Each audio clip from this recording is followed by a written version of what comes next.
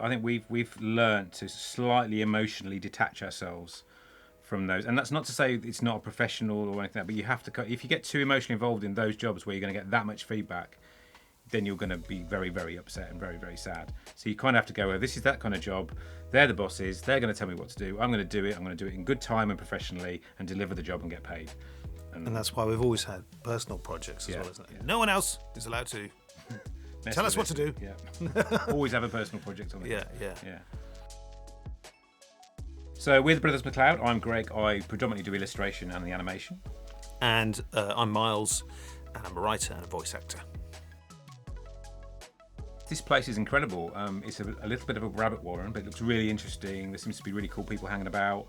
And yeah, it's the first time we've been here, so it's really exciting.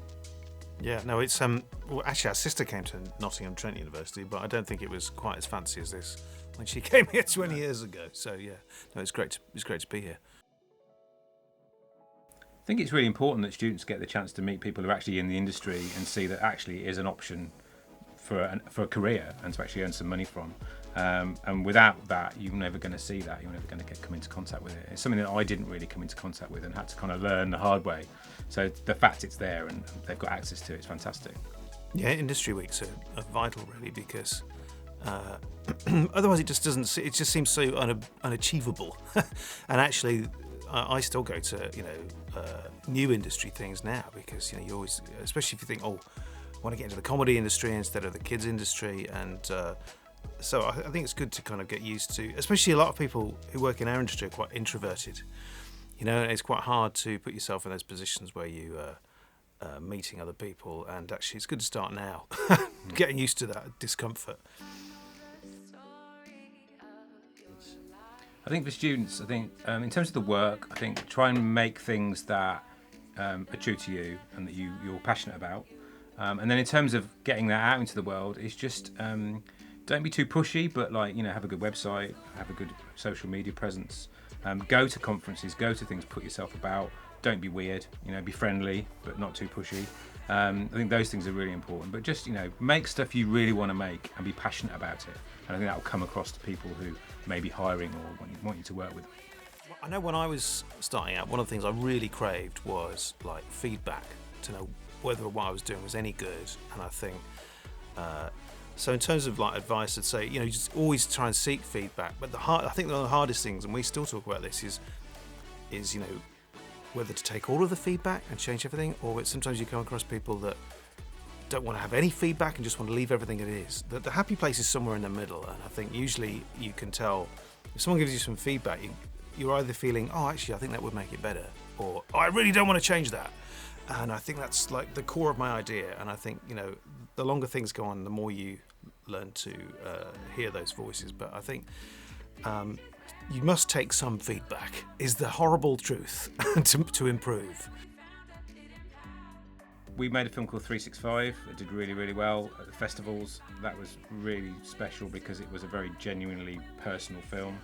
And then in terms of professionally, I think working with people at Edgar Wright has been fantastic. I think getting Circle Square, our TV show, which was something we always wanted to get, we always wanted to get a TV show on TV, finally did that.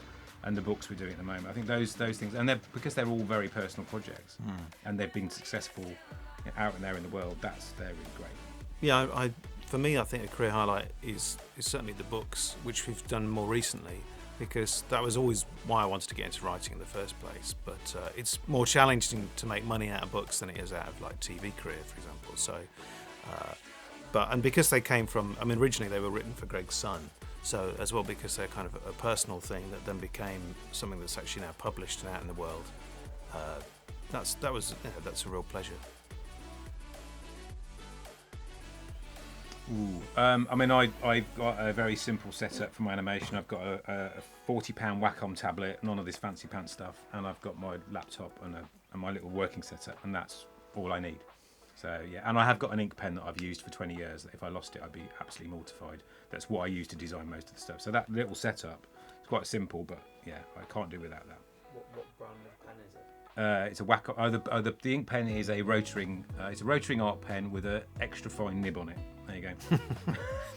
My answer is extraordinarily boring, which is my MacBook, because the funny thing about being a writer is You know, the best thing I ever did was teach myself how to touch type. Otherwise, I'd have spent like the last 20 years doing this with 2 fingers, looking at the keyboard. Instead, I can look at the screen, and I taught myself to touch type, and it means it's just so much easier. But that's my very boring answer, because I have got some nice pens and things, but really, if I write in notebooks, it doesn't really, you know, I like the computer. It's not very fashionable to like your computer as a writer. You're supposed to like your typewriter. I do have a typewriter. It's very noisy. So it's fun, but it's not very practical. I think the more places like this around the country, and when more people have access to them, the better. Especially at the moment, in the current climate, I think, more people who are being creative and actually making a living out of that can only benefit society, as far as I'm concerned. And yeah, we'd happily. We travel anyway. Yeah. We were in Knightsbridge yesterday. We were in Farnham the day before. We were in Wolverhampton the week before that. Yeah. You need to get out of the studio occasionally. Yeah, it's important. Yeah.